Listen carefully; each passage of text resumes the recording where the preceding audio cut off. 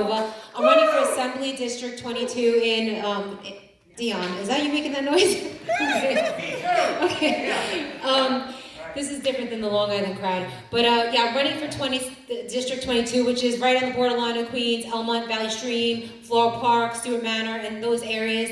Against a longtime Democrat incumbent, Swamp Creature, who's been in there for 10 years and 5 terms. So yes, there should be term limits. She's gotten very lazy. She does nothing for the community. Nobody's ever really run against her, challenged her, or called her out.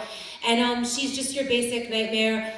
Voted for cashless bail, voted to remove the religious exemption, even though she told all her constituents, because none of us believed in removing that. And I'm a very big medical freedom person. That's how I got into this. When I called her office as her constituent, I said, "Are you going to vote against the religious exemption?" She said, "No, I believe in the religious exemption." Then she went ahead and she was the deciding vote that pushed it out of the health committee and put it into the assembly, and then we lost the religious exemption. So these are all things that you should be paying attention to on the state level.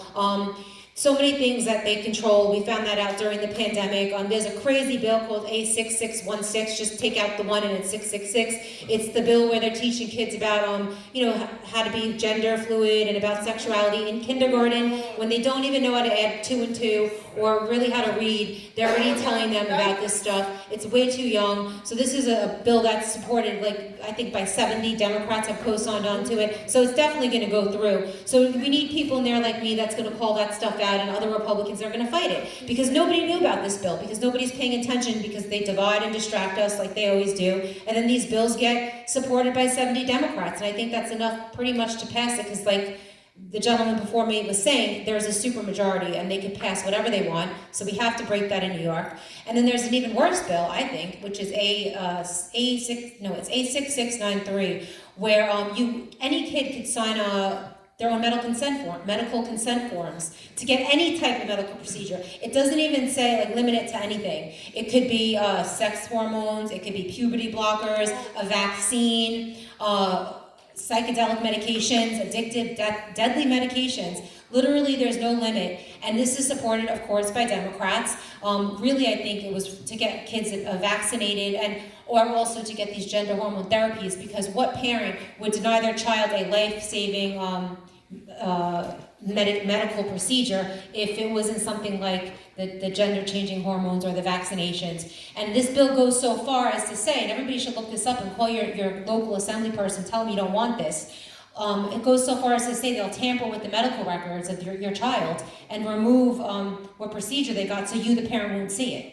So they'll literally hide it from the parent, so you won't know if your kid got the vaccine. You won't know if your kid got a puberty blocker until, I guess, they don't go through puberty and it's too late. So these are the crazy things going on right now in New York with the really progressive left Democrats, and we need a balance of power, obviously, in Albany. And thank you. I know everybody here is on the same page, right? We're all on the same page, but we all have those Democrats in our families, we all have them, we can't deny it, in our own household, who believe these, actually, most of them don't believe these things are normal. I was telling my aunt about these 2 bills yesterday, and she was like, it's disgusting, it's repulsive. And I'm like, Democrats are supporting this. And then she literally had a meltdown. She was like, oh my God, no, you're lying. Trump told you to say that, or something like that.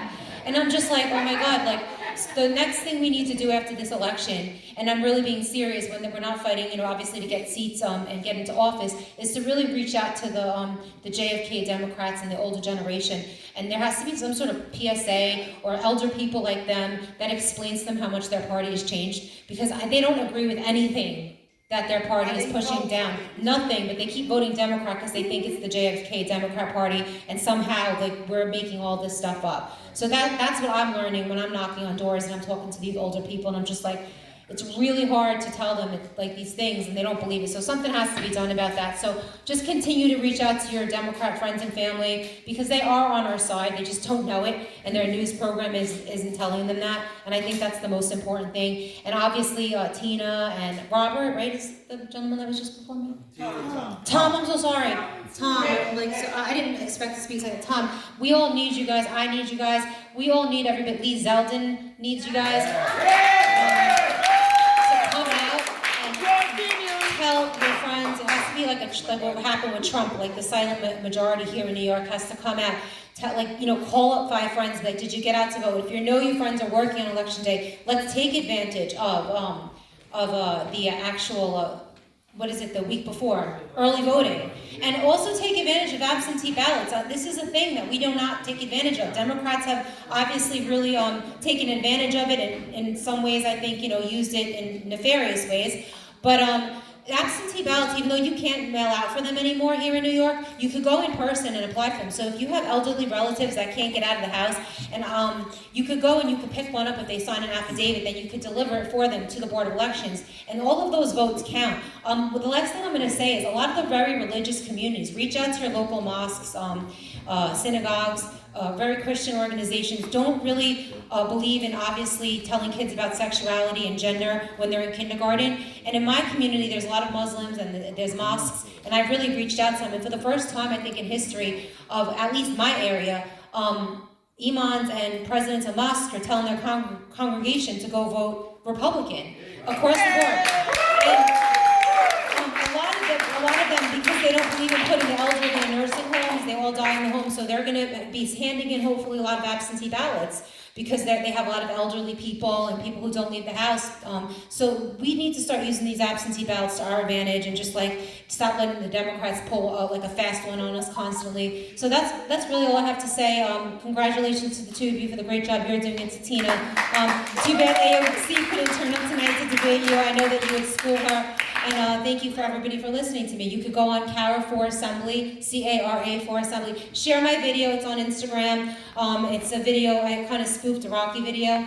I was running through the street because I'm a former champion boxer, wearing gray sweatpants and Converse and kind of talking about crime and the issues as I'm running through my community. And then I had the kids running behind me and stuff.